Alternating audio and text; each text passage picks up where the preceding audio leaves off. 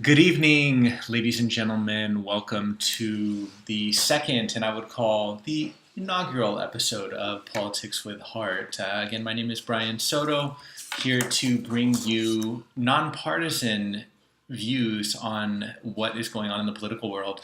Okay, so today I would like to talk about something that is very, very near and dear to my heart: congressional term limits. Now, Senator Ted Cruz, maybe a couple weeks ago now, introduced a bill to limit congressional term limits. The Senate is limited to 2 6-year terms, and the House of Representatives would be limited to 3 2-year terms. Okay, now according to, what is this here? As of October 2016, Rasmussen reports via a national television survey finds that 74% of likely U.S. voters favor establishing term limits for all members of Congress. Just 13% oppose setting such limits, and 13% are undecided about them. Okay, so the vast majority of people want to do this. Everyone thinks that it's a good idea, it seems, or most everyone thinks that it's a good idea to limit congressional terms. I mean, how could you not? Here in California, where I'm from, we have Senator Feinstein, who's been sitting for almost 25 years now, since 1992. I mean, that's just one example. The list goes on and on and on. I think that everyone can agree that DC is corrupt. We know that there is a lot of dirty money that flows through DC, more than we ever have before. And this is a no-brainer to me, folks. We've got to do this. You've got to put your energy behind this. Now, the bill is not retroactive, meaning basically the seating members of Congress would not be voting themselves out of a job. Should this bill pass, term limits would take effect as of today, or at least that's my understanding of it. So it's not a bad thing at all for anybody. I mean, come on. Now, the advantages of congressional term limits, I'll just go through a few things, are numerous. Okay, so members of Congress will have less time in office, limiting corporate and special interest ability to buy favors and votes. Okay, now we know that this happens all the time. Cory Booker, a senator out of New Jersey, has been getting lambasted on the internet for voting against a bill or a congressional amendment that Bernie Sanders put forth, stating that we should open up the import of pharmaceutical drugs from Canada to have a more competitive marketplace. Now, I think that this is good for a lot of Americans. A lot of Americans are dependent on pharmaceutical drugs. They're very, very, very expensive, but the bill failed. Okay, mostly Republicans voted against it. There were a few notables who voted for it. Ted Cruz being one of them. Basically defying everybody's expectations, or a lot of people's anyway.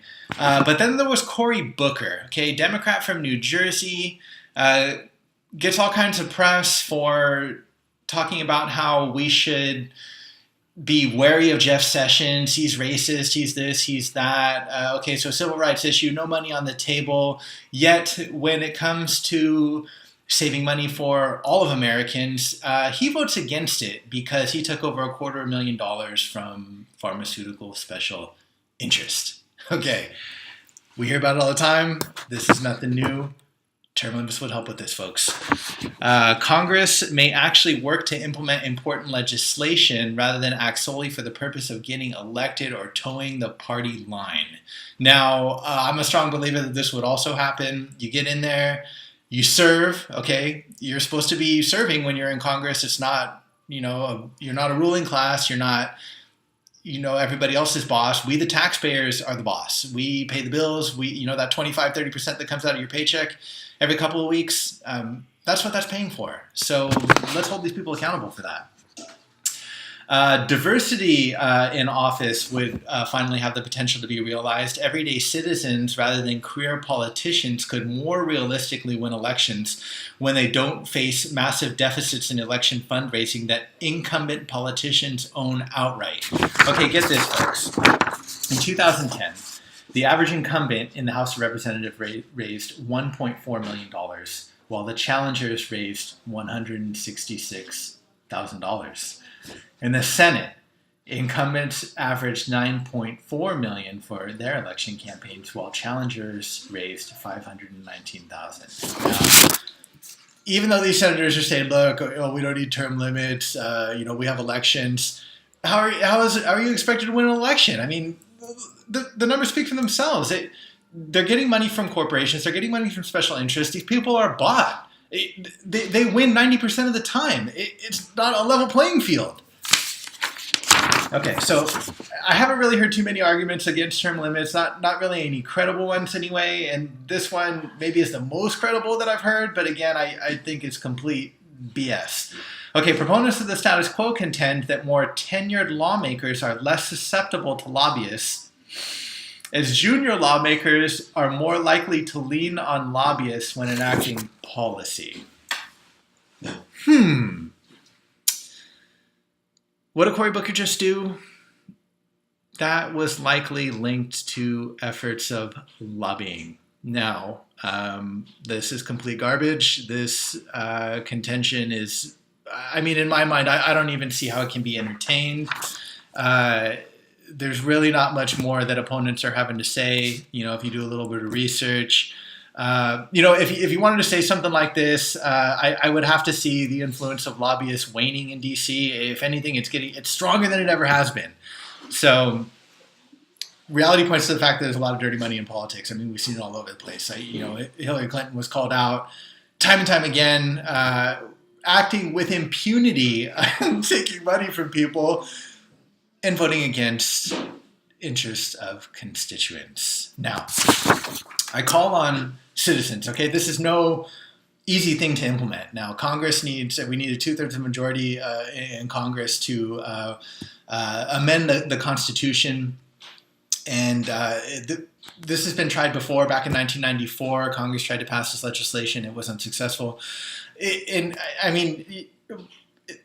It's understandable. Congress is basically voting against being able to stay in office forever, being able to have a job forever, being able to take bribes forever, kickbacks, whatever you want to call it. There are infinite perks to being a member of Congress. 90% re-election rate, job security seems pretty darn good. But we the people suffer as these people line their pockets and guarantee themselves a career in politics. We need to go back to what government is supposed to be. You go to government, okay? It's a great pursuit. I myself am interested in politics to a certain extent. You go there, you serve, you do everything that you can to make the country a better place. You do everything that you can to serve your constituency. You serve, 2 6-year terms or, 6 years in the House of Representatives and you move on. You go back to the community, you start a business, you employ people, you contribute. You're not constantly taking from the government, taking from people. Folks, like I said it before, this is a no-brainer. Let's make this legislation a reality. Put pressure on your local elected officials. Write them. I wrote mine. They didn't respond to me. That's kind of interesting. A taxpayer, I'm a constituent. I say that this is important to me. I write them. They don't respond. I kind of liken that to, my boss sends me an email at work and I'm like, oh, forget you, boss. Yeah, I don't have time to get to that right now, even though you pay my paycheck. I don't have time to respond to what you're asking me. And I just was asking how they plan to vote. This is the state of politics, guys, ladies, gentlemen. This is what we have to deal with. We need to change it. It's up to us. Okay, we elect these people, hold them accountable. Vote, hold these people accountable. Okay? Non-partisan issue. This affects Republicans, Democrats, whether you identify as progressive, conservative, liberal, libertarian, whatever you want to call yourself. Okay, this is good for everyone. This limits everyone's power. This is good for the people. Vote for it. Take interest in it. Okay, pay attention. The mainstream media isn't covering this. They want us divided. They want people to be in fear. They don't want to talk about solutions. So pay attention to this because it's a big deal. It's part of President-elect Trump's first 100 days in Congress. He wrote it out in black and white. He wants to accomplish this. This is a good thing. Pay attention to this. Don't pay attention to Donald Trump fighting with celebrities or pay attention to policy. It affects us much more than what Donald Trump has to say in response to Meryl Streep's critique. All right, let's just do it. Okay, that's it for this episode. Remember, look out for each other.